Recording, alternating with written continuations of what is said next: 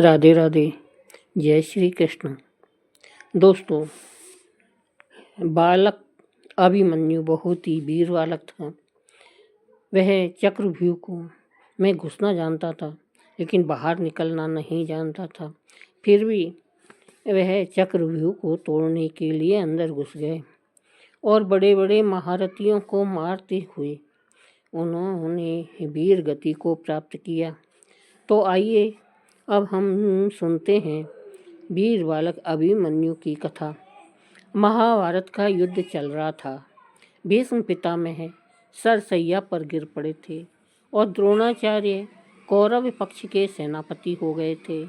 दुर्योधन बार बार आचार्य से कहता था, आप पांडवों का पक्षपात करते हैं, आप ऐसा ना करें तो आपके लिए पांडवों को जीत लेना बहुत ही सरल है। आचार्य ने उत्तेजित होकर कहा, अर्जुन के रहते पांडव पक्ष को देवता भी नहीं जीत सकते। तुम यदि अर्जुन को कहीं दूर हटा सको तो मैं शेष सभी को हरा दूंगा। दुर्योधन के उकसाने पर संसप्तक नामक वीरों ने अर्जुन को युद्ध के लिए चुनौती दी और उन्हें संग्राम की मुख्य भूमि से दूर युद्ध करने के लिए वे ले गए। यहाँ द्रोणाचार्य ने अपनी सेना के द्वारा चक्रव्यूह नाम का व्यूह बनाया। जब युधिष्ठिर जी को इस बात का पता लगा तब वे बहुत ही निराश एवं दुखी हो गए। पांडव पक्ष में एकमात्र अर्जुन ही चक्रव्यूह तोड़ने का रहस्य जानते थे।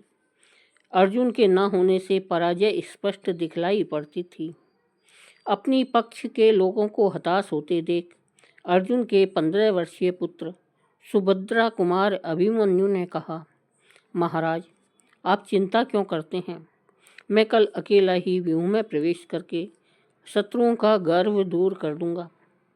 युधिष्ठिर ने पूछा, बेटा, तुम चक्रव्यूह का रहस्य कैसे जानते हो?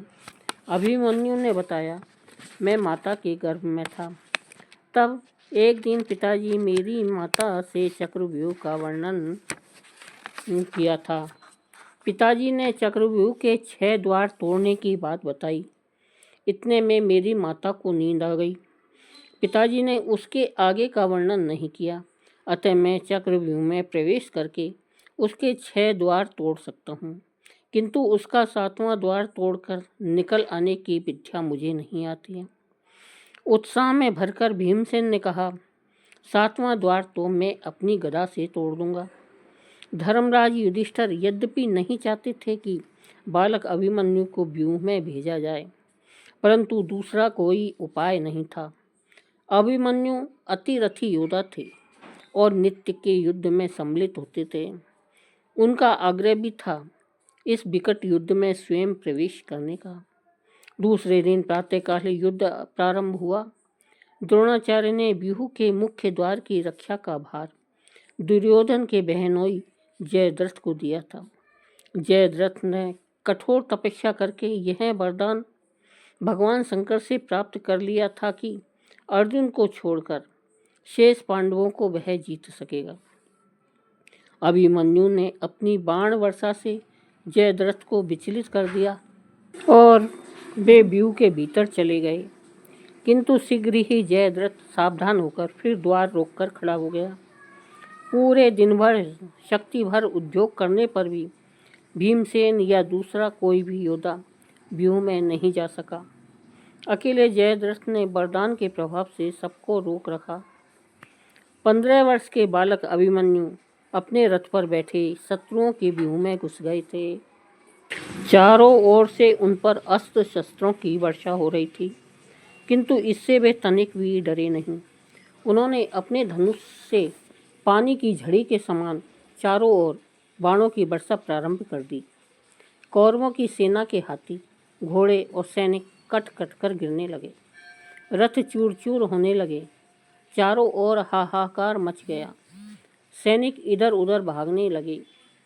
द्रोणाचार्य, कर्ण, अश्वत्थामा, शैल्य आदि बड़े बड़े महारथी सामने आए, किंतु बालक अभिमन्यु की गति को कोई भी रोक नहीं सका। वे दिव्य अस्त्रों को दिव्य शस्त्रों से काट देते थे। उनकी मार के आगे आचार्य द्रोण और कर्ण तक को बार बार पीछे हटना पड़ा। एक पर एक व्यू के द्वार को तोड़ते हुए, द्वार रक्षक महारथी को परास्त करते हुए वे आगे बढ़ते ही गए। उन्होंने 6 द्वार पार कर लिए। अभिमन्यु अकेले थे और उन्हें बराबर युद्ध करना पड़ रहा था। जिन महारथियों को उन्होंने पराजित करके पीछे छोड़ दिया था, वे भी उन्हें घेर कर युद्ध करने आ पहुंचे थे। इस 7वें द्वार का मर्म स्थल कहाँ है, ये वे जानते नहीं थे। इतने पर भी उनमें न तो थकान दिखती थी और न उनका वेग ही रुकता था। दूसरी ओर कौरव पक्ष के बड़े बड़े सभी महारथी अभिमन्यु के बाणों से घायल हो गए थे। द्रोणाचार्य ने स्पष्ट कह दिया, जब तक इस बालक के हाथ में धनुष है, इसे जीतने की आशा नहीं करनी चाहिए। कर्ण आदि 6 महारथियों ने एक साथ अन्यायपूर्वक अभिमन्यु पर आक्रमण कर दिया। उनमें से एक एक ने उनके रथ के एक एक घोड़े को मार दिया, एक ने सारथी को मार दिया और कर्ण ने उनका धनुष काट दिया। इतने पर भी अभिमन्यु मार से एक बार फिर चारों ओर भगदड़ मच गई। क्रूर शत्रुओं ने अन्याय करते हुए उनको घेर रखा था। सबके सब उन पर शस्त्र वर्षा कर रहे थे। उनका कवच और शिरस्त्राण कटकर गिर गया था। उनका शरीर बाणों के लगने से घायल हो गया था और उनसे रक्त की धाराएं गिर रही थी। जब अभिमन्यु के पास के सब अस्त्र शस्त्र कट गए, तब उन्होंने रथ का चक्का उठाकर ही मारना प्रारंभ कर दिया। इस अवस्था में भी कोई उन्हें सम्मुख आकर हरा नहीं सका। शत्रुओं ने पीछे से उनके शिरस्त्राण रहित सिर पर गदा मारी। उस गदा के लगने से अभिमन्यु सदा के लिए रणभूमि में गिर पड़े। इस प्रकार संग्राम में शूरतापूर्वक उन्होंने वीर गति प्राप्त की।